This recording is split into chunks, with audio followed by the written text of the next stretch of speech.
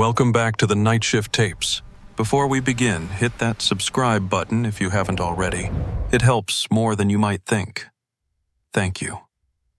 Tonight's account comes from a park ranger at Arches National Park in Utah, home to over 2,000 natural stone arches, including Delicate Arch, the 46-foot formation that appears on Utah's license plates and draws over 1 million visitors every year.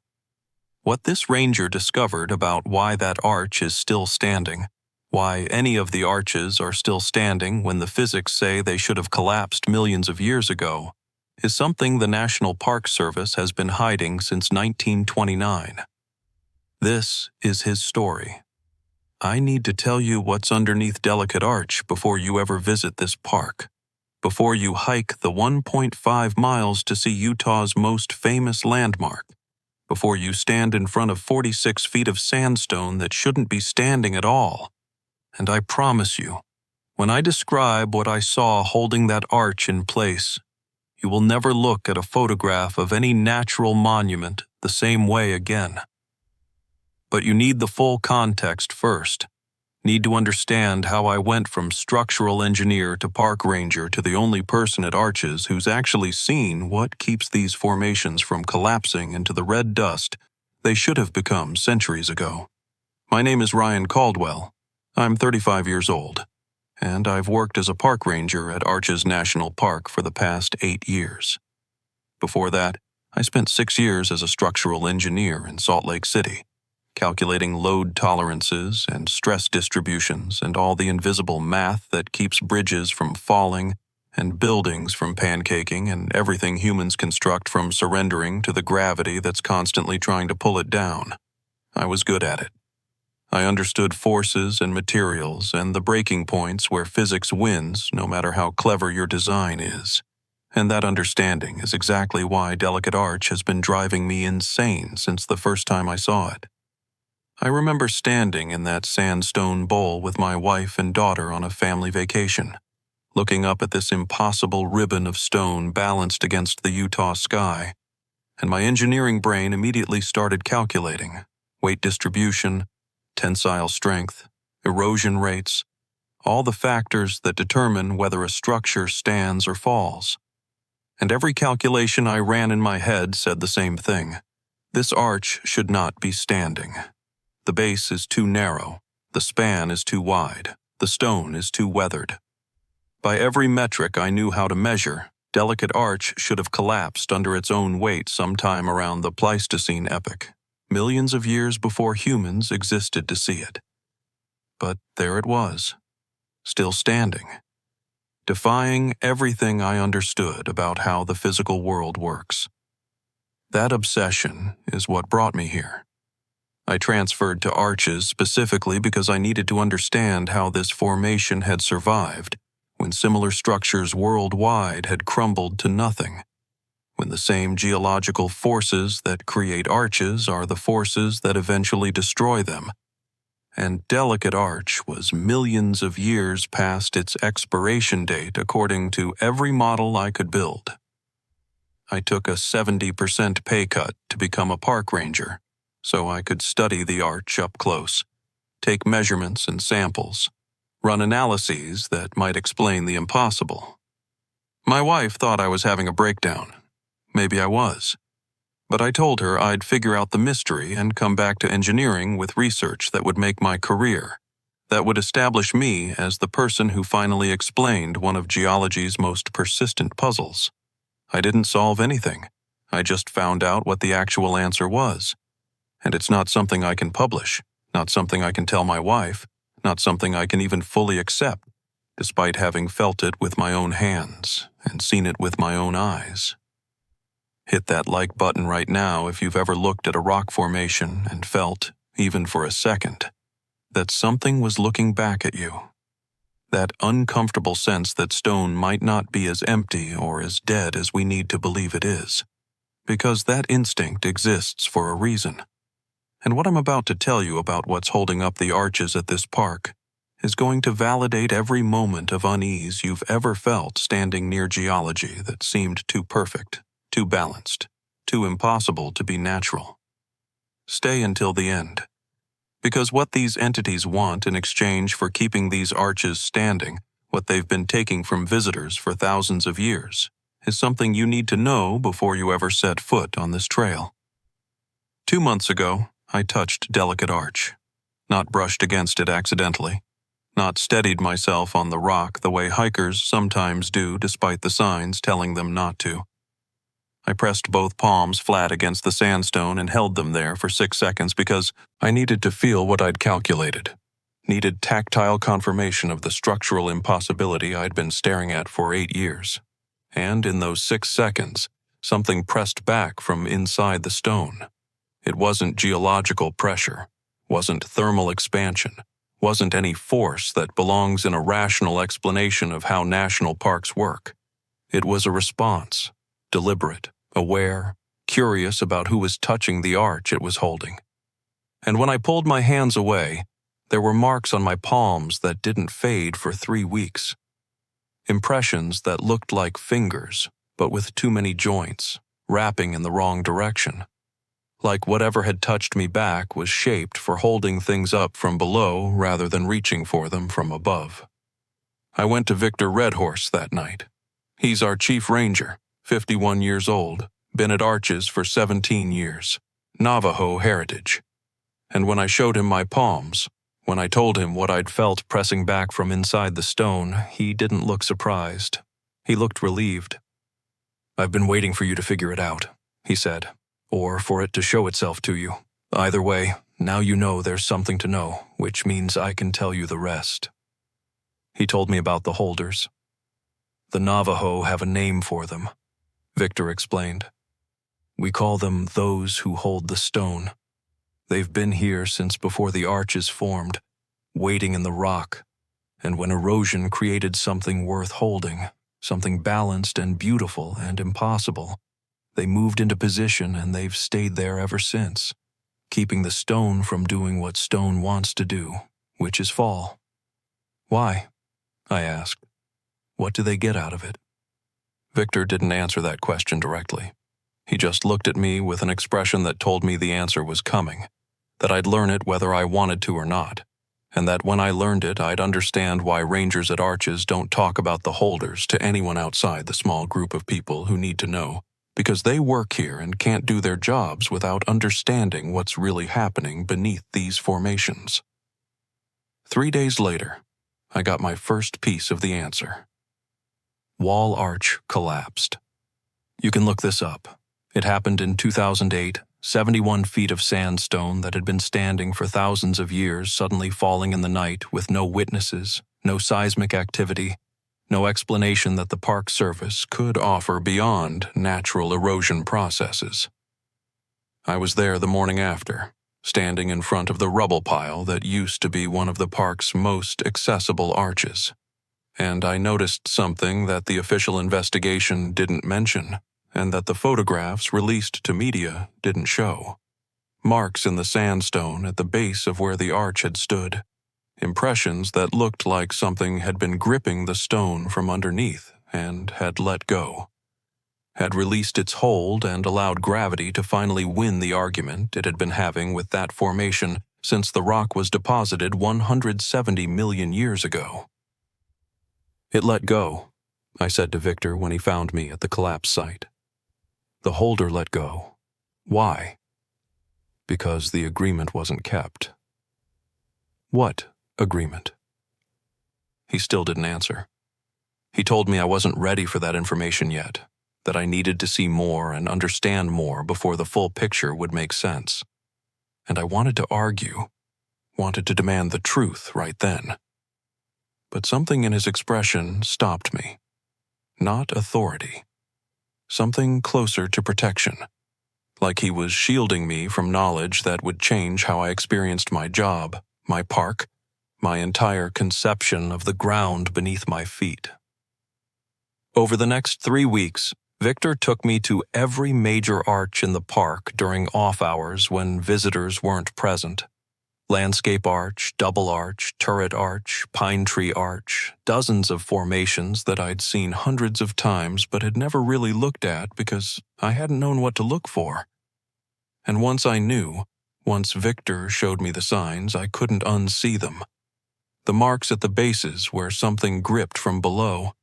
The places where sandstone had been compressed by pressure that wasn't coming from above. The subtle asymmetries in each arch's structure that indicated external support at specific stress points. Support that shouldn't exist and couldn't be explained by geology. But that was obviously present if you knew how to read the evidence.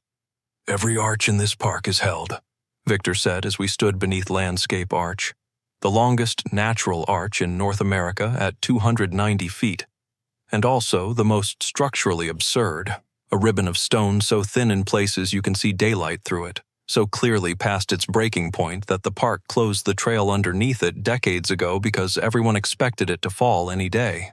Every single one. The holders moved in when the arches formed, and they've kept them standing ever since, through earthquakes and floods and erosion that should have brought them down centuries ago. Without the holders, this park wouldn't exist. It would be a field of rubble and red dust. Why do they do it? What's the agreement you mentioned?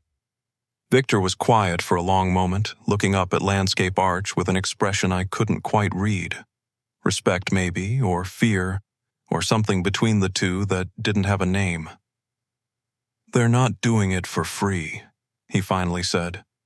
"They never were.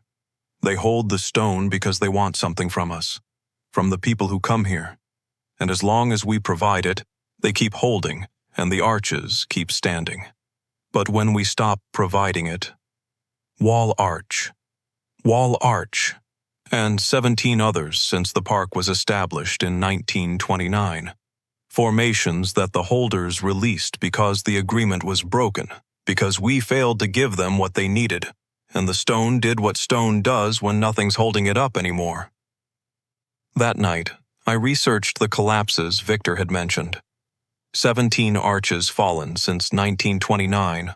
Some of them famous formations that had drawn visitors for decades before suddenly surrendering to gravity in the night, always in the night when no one was watching, always without explanation. The official reports all said the same thing: natural erosion, inevitable entropy, the slow victory of gravity over stone. But when I mapped the collapses against park incident records, I found patterns that the official narrative didn't account for. Every arch that had collapsed since 1929 had been vandalized or disrespected shortly before it fell. People carving initials, climbing formations they shouldn't climb, chipping off pieces as souvenirs. Disrespect preceded collapse. Violation preceded release. The holders apparently had standards for how their arches should be treated, and when those standards were crossed, they withdrew their support and let nature take what nature had been trying to take since the stone first formed. "So the agreement is about respect?" I asked Victor the next morning. "We treat the arches well and the holders keep them standing? That's part of it, the simple part." He looked toward the trail that wound up toward Delicate Arch. "But respect doesn't sustain them. Respect is just the minimum requirement for them not to leave. What actually sustains them, what keeps them strong enough to hold stone that weighs thousands of tons against constant gravitational pull, that's something else. Something they take from the people who come here." "Take what?" "Time." The word hung in the air between us. "Duration," Victor continued. "Small amounts from everyone who visits. Larger amounts from people who stay longer or come back repeatedly. The holders feed on human time the same way the arches feed on the holders' strength. It's an exchange, a cycle, each part sustaining the next. Visitors give time. Holders use that time to maintain their grip. Arches stay standing because the holders are strong enough to keep them up. Break any part of the cycle and the whole thing collapses. Literally. I thought about the tourist traffic through the park. 1.5 million visitors annually, each one hiking to Delicate Arch or driving to the viewpoints, spending hours among formations that shouldn't exist. How much time? How much does each visitor lose? Minutes, maybe an hour from a full day here. distributed across every formation they spend time near. Not enough for anyone to notice. Not enough to affect their lives in any measurable way. The holders take small amounts from many sources rather than large amounts from few. It's sustainable that way. And it's been working for as long as people have been coming to this area, thousands of years before it was a national park. And if not enough people visit? If the holders don't get enough time? Victor's expression shifted to something darker. Something that told me I was approaching the information he'd been protecting me from. Then they take more from fewer. They take what they need, however they can get it. And the people who provide it don't lose minutes anymore. They lose more.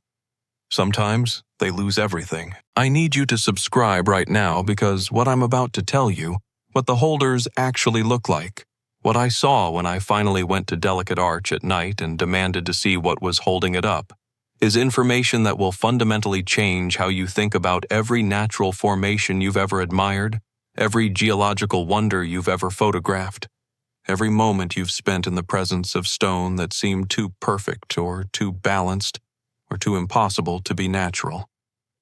This channel documents the things that parks can't acknowledge, the truths that rangers learn but can't share through official channels. And if you want to know what's really holding up the arches and hoodoos and balanced rocks all over the American Southwest, you need to follow this investigation, because Arches isn't the only place where the holders live. It's just the place where they're most concentrated, most active, most hungry. Victor handed me a file, actual paper, old and yellowed at the edges. Inside were incident reports dating back to the 1940s. Ranger documentation of visitors who'd gone missing in the park without explanation, who'd been found days or weeks later in states that the reports described with careful clinical language, but that clearly indicated something terrible. Severe dehydration despite being found near water sources. Extreme aging that didn't match their actual years. And in the worst cases, bodies that looked like they'd been drained of something essential. Husks that medical examiners couldn't explain because the organs were intact and there was no injury. But there was also no life. No vitality. Nothing left inside them that resembled what should be inside a living human being. 73 confirmed cases since the park was established, Victor said as I flipped through reports that got more disturbing with each page. People who fed the holders more than they should have, either because they stayed too long in the wrong places or because the holders were hungry, really hungry, and took more than their usual share. Most of them survived but came out diminished, came out old before their time, or sick in ways doctors couldn't diagnose. Some of them didn't come out at all. I stopped at a report from 1987, a detailed account of a photographer who'd camped near Delicate Arch for 3 nights to capture sunrise shots, who'd been found on the 4th morning sitting against the arch's base with his cameras still around his neck and his eyes open and his body showing signs of what the ranger described as advanced temporal displacement, aging that suggested decades had passed inside him during the 3 nights he'd spent there. He was 29 years old, Victor said. When they found him, he looked 90. He died 2 weeks later in a hospital in Moab. The autopsy showed no cause of death except what the medical examiner called systemic exhaustion. Every organ in his body had just worn out, used up, like he'd lived a full lifetime in 72 hours and there was nothing left to keep him going. Dr. Claire Hutchins had been studying sandstone formations at Arches for 12 years when I approached her with the file Victor had given me, hoping a geologist's perspective might provide some rational explanation for what the reports described, some natural phenomenon that could account for rapid aging and temporal displacement, and the other impossible symptoms that ranger after ranger had documented across nearly a century of park operations. She was 44, practical, scientific to her core, exactly the kind of person I expected to dismiss the reports as exaggeration or folklore. Instead, she invited me into her research station and showed me her own files. "I've been measuring the arches for over a decade," she said, spreading data printouts across her desk, stress analyses, erosion tracking, structural integrity assessments that represented thousands of hours of scientific work. Every measurement I take says they should fall. Not might fall eventually or could fall under certain conditions. Should fall, present tense right now, because the forces acting on them exceed their structural capacity by factors that make their continued existence statistically impossible. And yet they stand. Every single one of them keeps standing despite everything physics says about what stone can and can't do. So you believe in the holders? I believe in my measurements. I believe that something is providing structural support that my instruments can't detect and my models can't account for. Whether that something is geological or something else. She paused, choosing her words carefully. I've seen things in this park that I can't explain scientifically. I've taken readings at arch bases that suggest compression forces coming from below rather than above. I've documented maintenance workers who aged visibly during extended shifts near the formations, who took medical leave for exhaustion symptoms that matched the reports in your file.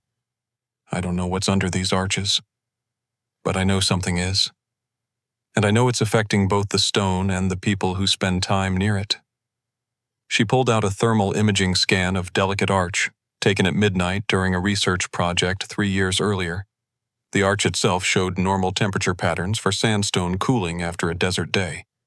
But beneath it, below ground level where there should be nothing but more stone and the ancient geology of the Colorado Plateau, there was a heat signature, a shape that glowed warm against the cold earth around it, a form that looked vaguely like a body, but with proportions that weren't human, arms that extended upward into the base of the arch and seemed to merge with the sandstone itself, like whatever was down there had become part of the formation it was holding, had fused itself to the stone across thousands or millions of years of maintaining its grip.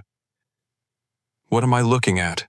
I asked, though I already knew, already felt the confirmation of what Victor had told me and what the marks on my palms had suggested. That's what's holding Delicate Arch up. That's what's been holding it up since it formed, and what will keep holding it up as long as we keep feeding it what it needs. Claire looked at the thermal image with an expression that mixed scientific fascination with something older, more primal. Fear, maybe. Or awe. Or the discomfort of knowing something that didn't fit into the frameworks she'd built her career around. I've found similar signatures under every arch I've scanned. Different sizes, different shapes, but the same basic structure. Something beneath the formation. Something merged with its base. Something providing support that allows the stone to defy gravity and erosion and everything else that should have brought it down long ago. That thermal image haunted me for 3 days before I made the decision that would change everything. The decision to see a holder with my own eyes rather than through instruments and secondhand accounts. I hiked to Delicate Arch at 2 a.m. on a Tuesday, choosing a time when the park was closed and the trail would be empty. The desert night was cold and clear, stars scattered across a sky unpolluted by city lights, and the arch stood silver in the moonlight when I crested the final rise, impossibly balanced, impossibly beautiful, impossibly still standing after all the millions of years that should have reduced it to dust. I approached slowly, watching for any change in the stone, any indication that what was beneath was aware of my presence. At first, nothing happened. The formation just stood there in the moonlight, looking exactly like it looked in the photographs that tourists took by the thousands every day. But as I got closer, as I moved within 20 feet of the arch's base and stopped in the sandy bowl where visitors gathered during daylight hours, I started to feel something. Not a physical sensation exactly, more like a pressure in my awareness. A presence at the edge of perception that was watching me with attention that wasn't hostile but wasn't welcoming either. Just observing, evaluating, deciding what I was and what to do about my presence in its territory at an hour when humans weren't supposed to be here. I want to see you, I said out loud, feeling foolish but also feeling that foolishness was irrelevant. That whatever was beneath this arch didn't care about human dignity and would respond to direct address better than to silence. I know you're there. I know you're holding this arch up. I want to understand what you are and what you need and why you do this. I want to see you. For a long moment, nothing changed. Then, the ground shifted. Not an earthquake. Not settling. Movement. Deliberate movement beneath the sand and stone I was standing on. And something began to emerge from the earth at the base of Delicate Arch, rising up through the rock like the rock wasn't solid, like it was water or air or something that could be passed through by a being that existed in a different relationship with matter than anything I'd encountered before. What came up wasn't human, wasn't animal, wasn't anything that fit into the categories I had for living things. It was shaped roughly like a person. 2 arms, 2 legs, a torso, a head. But the proportions were wrong in ways that made my structural engineer's brain hurt trying to process them. Limbs too long, joints too numerous, angles that suggested it had evolved or been designed for a single purpose, reaching up from below and holding weight from underneath, supporting things that wanted to fall and preventing them from falling through sheer, unrelenting grip. Its surface wasn't skin or scales or fur, but something closer to stone itself. Sandstone-colored and sandstone-textured, like it had taken on the properties of the material it spent millennia merged with. Like the boundary between holder and held had blurred across geological time until they were almost the same substance expressing itself in 2 different forms. And its face, if you could call it a face, had no features I could recognize except for depressions where eyes might be. Dark hollows that somehow conveyed attention despite having nothing in them that could see in any way I understood seeing. It was looking at me, evaluating me. And when it spoke, it didn't use sound, but something else. Something that arrived directly in my awareness as meaning without passing through my ears first. Concepts and intentions translated into understanding without the intermediate step of language. Engineer, it said, or conveyed, or made me know. You calculate. You understand forces. You know this arch should not stand. I know, I said, my voice barely above a whisper, because something about the situation demanded quiet, demanded respect, demanded that I not presume to be louder than something that had been here since before my species existed. I've known since I first saw it. The physics don't work. It should have collapsed millions of years ago. It would have. All of them would have. We hold them because they are beautiful, and because beauty should be preserved, and because when they stand, they draw your kind here to see them, and your kind feeds us what we need to keep holding. Time. You feed on our time. We do not feed. We exchange. Your time strengthens us to hold the stone. The stone standing brings you here to give time. The cycle sustains all parts. Without your time, we weaken and the stone falls. Without the stone standing, you would not come, and we would have no time to take. Exchange. Cycle. Balance. But you take too much from some people. There are records. People who aged decades in days. People who died because you drained them completely. That's not exchange. That's... I need you to hit that like button right now because what this entity told me next. The explanation for why some people lose minutes and others lose everything is going to reframe how you understand every interaction you've ever had with natural spaces, every moment you've felt strangely tired after hiking or unnaturally drained after spending time in wilderness areas, every time you've come home from a national park and felt like you'd lost something you couldn't name. The holders aren't evil and they aren't good. They're something else entirely. something that operates by rules we barely understand. And what those rules mean for visitors to places like Arches is something you need to know before your next trip. Some of your kind give more than others, the holder conveyed, and there was something in its non-voice that might have been patience with a student who wasn't understanding an obvious lesson. The ones who love the stone, who feel connection to formations, who would stay forever if they could. They radiate time more strongly. They offer more without knowing they offer. We take what is offered. If much is offered, we take much. This is not cruelty. This is nature. You do not blame the desert for being hot. I thought about the photographer who'd camped beneath Delicate Arch for 3 nights, who'd loved it so much he'd wanted to capture it in every possible light, who'd offered so much time through his devotion that the holder had taken all of it, every year he should have lived, leaving him an empty husk that looked 90 when he was 29. But those people didn't know. They didn't consent to giving you their entire lives. Do the insects consent when your kind steps on them? Does the prey consent when the predator hunts? You are small lives in a large system. We take what we need to continue our work. Some of you lose more than others. This has always been true and will always be true. The alternative is that we stop holding and the beautiful things fall and your kind stops coming and the cycle ends for all of us. You would prefer that? I would prefer that people understood what they were risking when they came here. Then tell them. The simplicity of the response stopped me.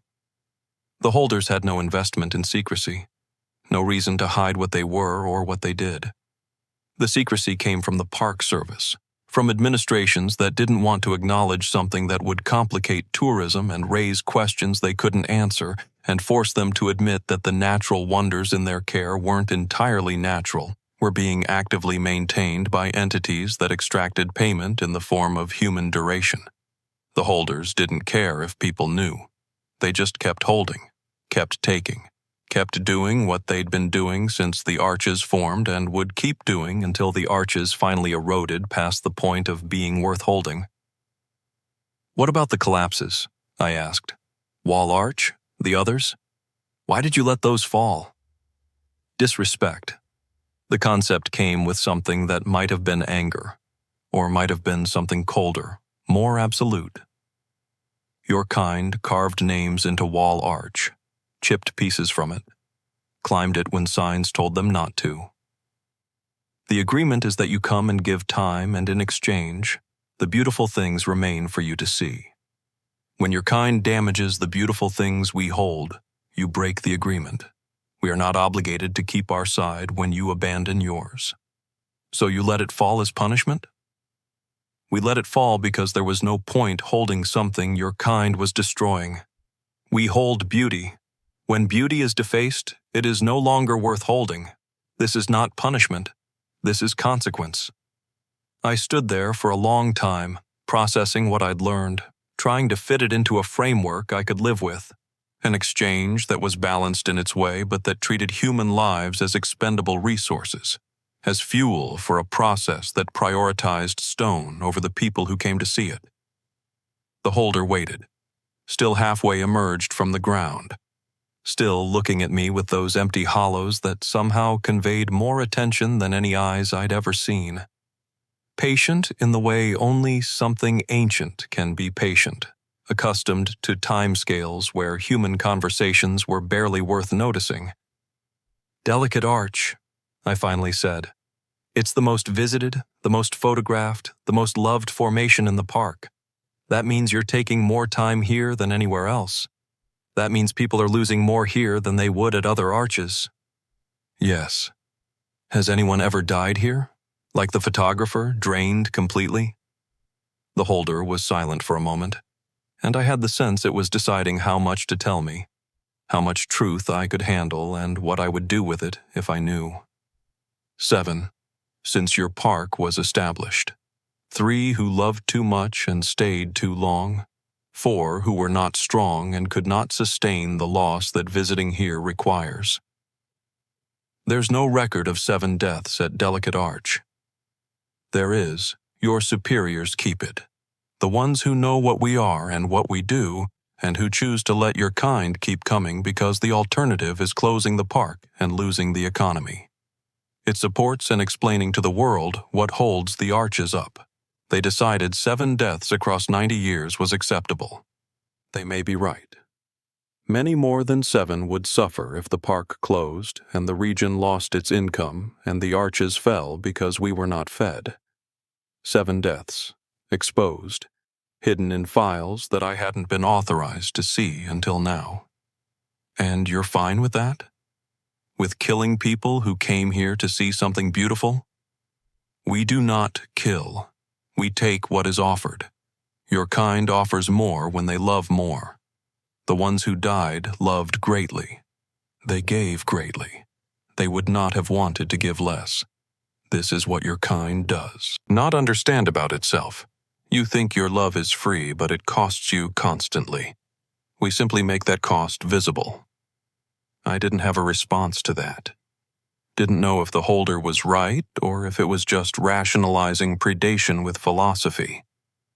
But I knew that arguing with something that had been holding stone since before humans existed wasn't going to change what it was or how it operated. What happens if people stop coming, if the park closes for some reason and visitors stop feeding you? We weaken, the arches fall, we move to other beautiful things, or we sleep until beautiful things form again. We have done this before. We will do it again. Your kind is not the first to feed us and will not be the last. The cycle continues with or without you. How old are you? The holder's hollow eyes seemed to deepen somehow, as if the question had touched something it didn't often consider. Old enough to remember when this stone was sand. Old enough to remember when the sand was ocean floor. Old enough to have waded through periods when nothing walked this land and we had nothing to take and we weakened until we could barely hold what we held. Your kind's arrival was a gift to us. So many of you, so much time. We have never been stronger than we are now. The implication chilled me more than the desert night. The holders had existed through geological ages, had survived periods without any source of sustenance, had waited with the patience of stone for something to come along that could feed them. And now humanity was here. Billions of us, traveling to national parks, standing in front of natural wonders and radiating the time that these entities consumed to maintain their grip on beautiful things that wanted to fall. We weren't just visitors to them. We were a resource, an energy source that had transformed their existence from subsistence to abundance. I need to go, I said, suddenly aware of how long I'd been standing in this bowl, how much time I might have already lost to a holder that was stronger here than anywhere else in the park, because so many people loved this arch and fed it so well. The holder regarded me for another moment. You will return. Your kind always returns. You cannot stay away from beautiful things. It is your nature, as taking is ours. The cycle continues.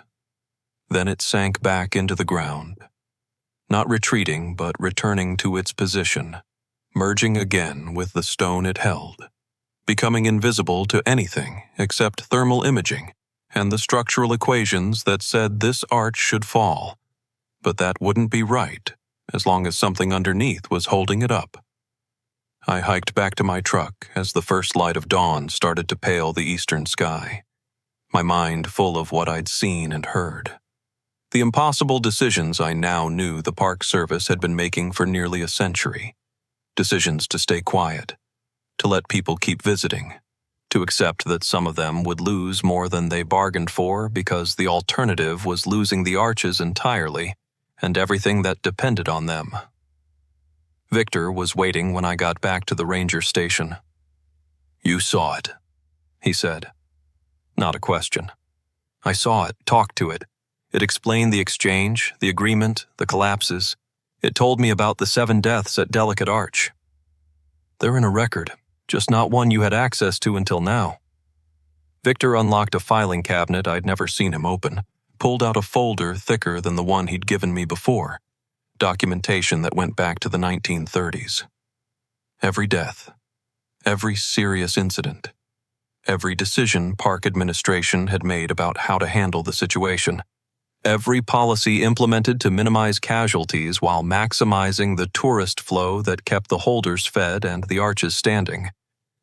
Now you're part of the group that knows, Victor said. The group that has to decide whether to keep doing what we've been doing or try something different. Is there something different to try? Close the park. Stop letting people come. The holders would weaken and the arches would fall, and this place would become what it should have become millions of years ago. Rubble and dust and the kind of erosion features that don't show up on tourism brochures. Or we keep going, keep taking the risks, keep accepting the losses, keep lying to the public about what their admission fee really buys them when they come here to see beautiful things that shouldn't be standing. Yoram Takti. I need you to drop a comment and tell me whether you think that trade is acceptable. 7 lives across 90 years in exchange for preserving irreplaceable natural beauty and supporting an entire regional economy and allowing millions of people to experience something that feeds their spirits, even as it takes small portions of their time. Because I've been thinking about it constantly since that night, and I still don't have an answer. The holders aren't evil. They're not trying to hurt anyone. They're maintaining something beautiful and asking for payment that most people never even notice they're giving. But some people do notice. Some people lose everything. And the Park Service decided decades ago that those losses were acceptable collateral for the larger benefit. Was that the right decision? Would you make the same choice? Tell me in the comments, because I genuinely want to know how other people weigh beauty against life, preservation against risk, the needs of the many against the sacrifice of the few. Why tell me? I asked Victor. Why bring me into this? Because you're an engineer. Because you understand structures and forces and calculations that most rangers don't. Because we need people who can think about this rationally, who can look at the numbers and the costs and the benefits and decide whether the exchange still makes sense, or whether we've reached a point where the losses have become too great and we need to change policy even if changing means losing everything. Victor looked at me with something that might have been hope or might have been desperation. I've been making this decision for 17 years, Ryan. I'm tired. I need someone else to carry it for a while. Someone who can see clearly because they haven't been seeing it as long as I have. So now I carry it. Now I know what holds Delicate Arch up and what it costs to keep it standing and why the Park Service lies to every visitor who walks through the entrance and hikes the trail and stands in front of 46 feet of sandstone that should have fallen before humans existed to see it. I check the incident reports for signs that someone has stayed too long or given too much. I watch for the symptoms that indicate a visitor is being drained faster than normal, unusual fatigue, rapid aging, the dazed expressions of people who've lost time they didn't know they were losing. And I make the same calculation that every ranger before me has made, the same calculation I'll keep making until I can't make it anymore. Is it worth it? Are the arches worth the price?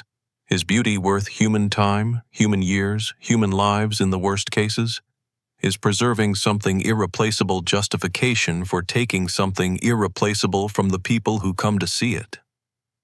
Last month, a woman in her 60s collapsed on the trail coming back from Delicate Arch. Her husband said she'd been fine at the top, energetic, happy, taking photos and talking about how it was the most beautiful thing she'd ever seen. Then on the way down, she started getting tired, then confused. Then she couldn't walk anymore. By the time the medical team reached her, she looked 20 years older than she had that morning. She died in the helicopter on the way to Moab. The official cause of death was cardiac arrest brought on by heat exhaustion and overexertion. That's what her family believes. That's what went in the report. But I know what really happened. She loved it too much. She felt too much connection to that arch and radiated too much time, and the holder took what was offered because that's what holders do. That's the nature of the exchange. Another death to add to the file. Another loss that the Park Service decided was acceptable to keep the arches standing and the tourists coming. Was it? I don't know. I don't know if any of us can know. But I know that tomorrow morning I'll put on my uniform and drive to the park and do my job and keep the secret that rangers have been keeping for nearly a century. The secret of what holds Delicate Arch up, what holds all the arches up, what keeps impossible things standing in defiance of physics and time and everything that says they should have fallen long ago. If you visit Arches National Park, if you hike to Delicate Arch and stand in that sandy bowl and feel the presence that I felt, the attention of something ancient deciding how much time you're offering and how much of it to take, don't stay too long. Don't love it too much. Don't give it more of yourself than you're willing to lose, because the holders take what's offered, and they don't give it back, and they don't feel guilty about people who offered more than they could afford. The arch will still be standing when you leave. It will stand for centuries more, maybe millennia, as long as people keep coming to see it and feeding what holds it up. And when it finally falls, because eventually it will fall, eventually everything falls. It won't be because of erosion or earthquake or any natural process. It will be because we stopped coming, because we stopped paying, because we finally decided that beautiful things aren't worth what they cost to preserve. And on that day, the holders will let go, and Delicate Arch will fall. And Utah will lose the symbol on its license plates and tourism brochures, and everywhere else it advertises the beauty that shouldn't exist but does because something holds it up from below and demands payment for the service it provides. Every arch in the park, every natural formation that seems too perfect, too balanced, too impossible to be standing on its own. They're all held, they're all hungry, and they're all waiting for your visit so they can take what they need to keep the beautiful things beautiful for one more day. That's the exchange. That's the agreement. That's what your admission fee really buys when you enter Arches National Park and hike toward formations that should have crumbled to dust before humans walked upright. Now you know what I know. What you do with that knowledge is up to you.